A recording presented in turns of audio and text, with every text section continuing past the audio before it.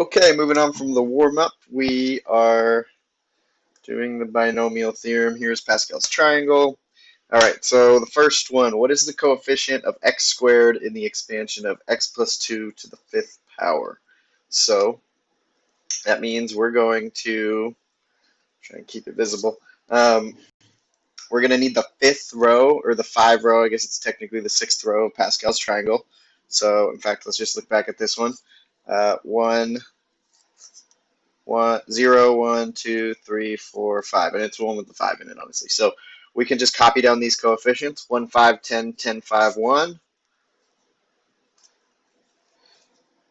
1, 5, 10, 10, 5, 1. And again, we're not even doing the whole expansion. We just need the coefficient for x squared. So we can kind of skip through a lot of this. So this is fifth power, so this is going to be x to the fifth, x to the fourth, x to the third, x squared. So this is where we're going to be working here. We can ignore the rest of this.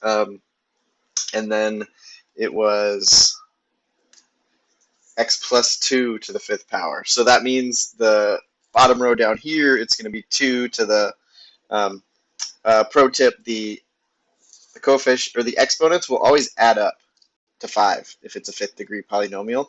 So if that's x squared, this is going to be x to the third. I don't even have to work my way down. It's 0, 1, 2, 3. So so that's like a nice little trick. This one's 3, so this will be 2. This is 4. This would be 1, 0, 5. Or this isn't 5. This would be x to the 1. So this would be 2 to the fourth. This would be 2 to the fifth, x to the 0. So they always add up to 5 in a fifth degree polynomial. This is a nice little trick. All right, so 2 to the third is 8 times 10. That's 80. So our coefficient, so this term is going to be 80x squared. Therefore, our coefficient is 80. And so we're just doing that a bunch more. This one's x plus 3 to the fifth. We're looking at the x term, so I guess it's good I expanded all these out. Instead of 2 to the fourth, this would be 3 to the fourth. We're using the same row of Pascal's triangle because it's a fifth power polynomial. But this row is going to be 3's instead of 2's because it's x plus 3 instead of x plus 2. And this is the one we're looking at. So it's going to be 3 to the fourth is 81, and then times 5.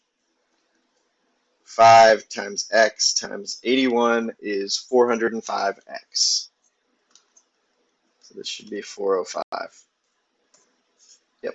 All right. And then this one is 3 plus b to the fourth, pointing out that this is the first time we've seen the exponent, or the variable, come after the constant. It doesn't actually matter, and that's because Pascal's triangle is it's a reflection, right? It's a mirror image of itself on the right and left side. So you can go either direction, and you're going to get the same list of numbers. So in this case, we're going to get, it's the fourth degree, so we're going to go to the 4 row in this triangle. We're going to get 1, 4, 6, 4, 1. So we've got 1, 4, 6, 4, 1. And then it's 3 plus b. So then we're going to get 3 to the fourth, b to the 0, and so on. And which one are we looking for? We're looking for the b term, okay? So this is b to the 0, this is b to the 1.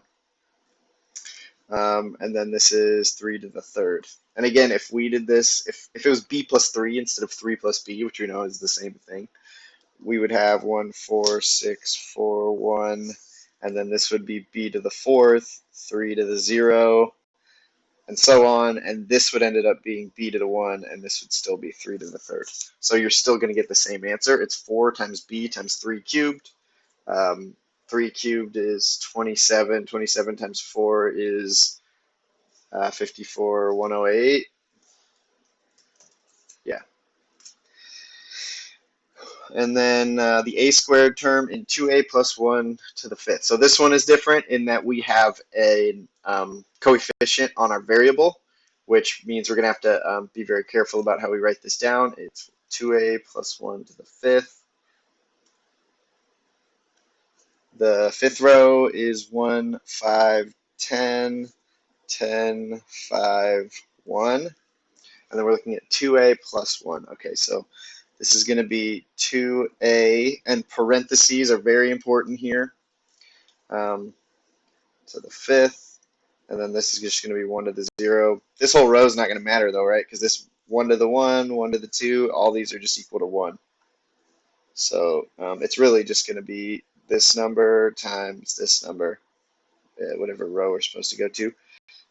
But again, these parentheses are very important, or you will not get the correct answer, because when you multiply 2a times 2a times 2a, you're multiplying the 2 as many times as you're multiplying the a.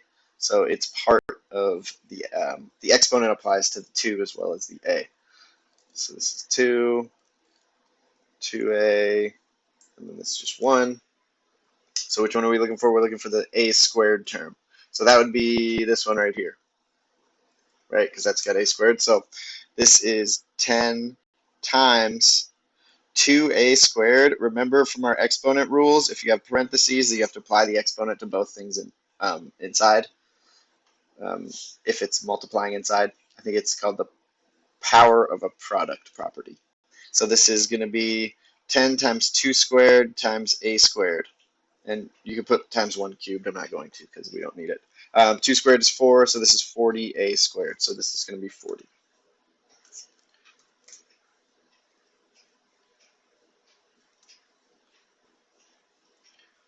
All right, so x cubed y squared in x minus 3y to the fifth. So this is new in that we've got two variables, but that's not really going to change anything. It's just going to keep us from expanding as much. So in fact, in this one, we've got what? It's to the fifth, so this is once again, we're doing 1, 5, 10, 10, 5, 1. I'm just going to do the x cubed y squared row this time. So this would be x to the fifth, fourth, third. This is the one we want. Okay, so this is x to the third, and then this is going to be, remember, when you have a coefficient on a variable, you need to put it in parentheses before you square it. I knew this was the y squared because 3 and 2 add to 5, and our exponents are always going to add up to 5. So now I just need to multiply this out. So I've got 10 times 3 squared is 9. 10 times 9 times x cubed y squared. And you're always going to want to write the x before the y. Go in alphabetical order when you're writing out variables. So this is 90. 10 times 9 is 90. And then a squared, b squared term on a minus b to the fourth. So, oh, wait. I guess I didn't point something out, but this is minus. Now in this term, it didn't matter. I still got the right answer because when you square a negative number, it is positive. But if I would have done this term, I would have gotten it wrong because negative 3y to the first power would have been negative. But I got lucky on that one. So on this one, similar situation. We're looking at the fourth power, so it's 1, 4, 6, 4, 1. And then we're looking at the a squared, b squared row. So this is a to the fourth, a to the third, a squared. And then this is going to be negative b squared. So again, since we're squaring the negative, it ends up not mattering. And I think this is just going to be 6 because there's no other numbers. And then m cubed n squared in m plus 3n to the fifth. So let's do 1, 5, 10, 10, 5, 1. And we're looking at the m cubed n squared. So this is m to the fifth, fourth, third. So m cubed. And then this is going to be in parentheses 3n squared. And then I just need to multiply. So 10 times 3 squared is 9. So then 10 times 9 is 90. So we're back at 90 again. Yep. All right. So now we want to expand completely. And this will be a good exercise in just seeing how to write your answers out. So we've got x plus y to the 6th power, so we're going to the 6th row. We haven't done that one yet, so it's going to be 1, 6, we got 1, 6, 15, 20, 15. 1, 6, 15, 20, 15, 6, 1. And we need to do the full expansion, so I wrote it all out. And then what is our polynomial? That's just x plus y. That makes it easy.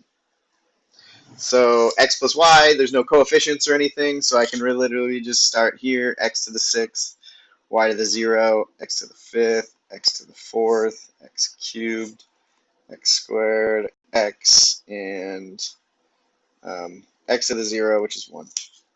And then here we've got y to the 0, so we're counting up y1, y squared, y cubed, y to the 4th, y to the 5th, and y to the 6th. So now I just need to multiply down.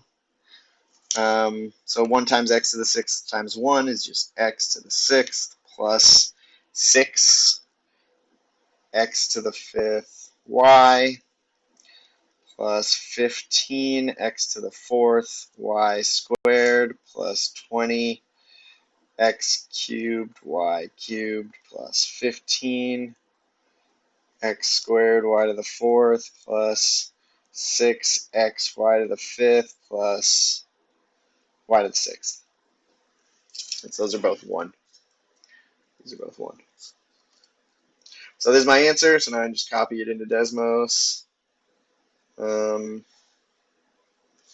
do this.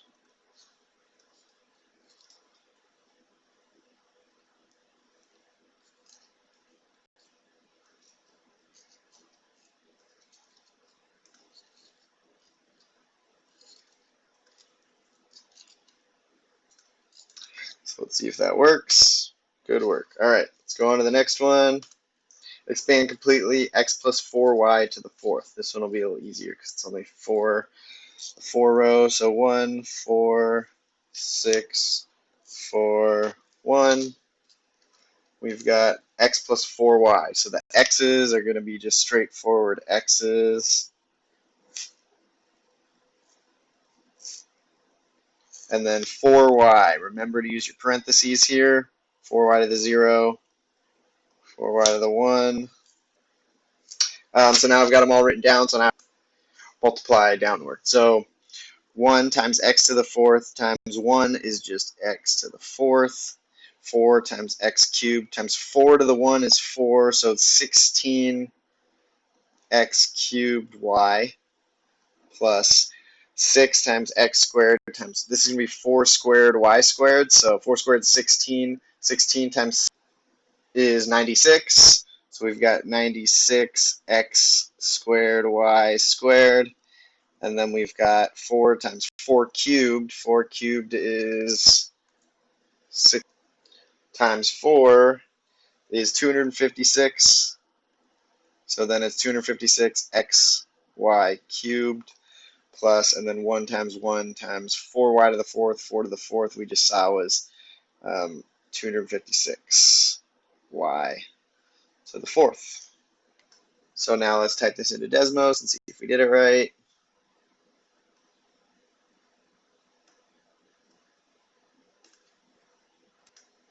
So let's see if this works. And good work. All right. So let's see, 2n plus 1 to the 5th. Similar, we're going to use the 5th row, and we are going to make sure to put parentheses around 2n so that each of our exponents applies to the 2. So let's see, 5th row, 1, 5, 10, 10, 5, 1.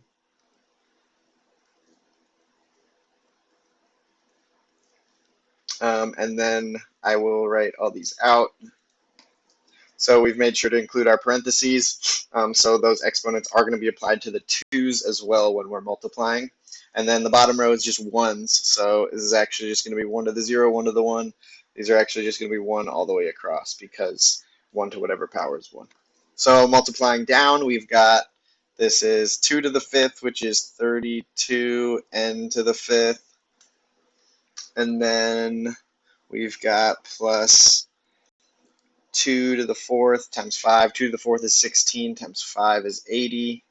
80 n to the fourth. 2 to the third is 8 times 10 is 80 n cubed, plus 2 squared is 4 times 10 is 40n squared, plus 2 to the 1 is 2 times 5 is 10n plus 1. So let's see if that works. Oops. And submit, and good work. All right, one more. All right, y minus 2x cubed. So this is interesting because we have x second. We've also got the minus at the end. I think I did this one at the end of class, so I'll go through this pretty quick. Let's write it out for the third row. Just 1, 3, 3, and 1, and then we're going to have y cubed, y squared, y to the first, and y to the 0, and then it was negative 2x. So there's going to be negative 2. Remember your parentheses.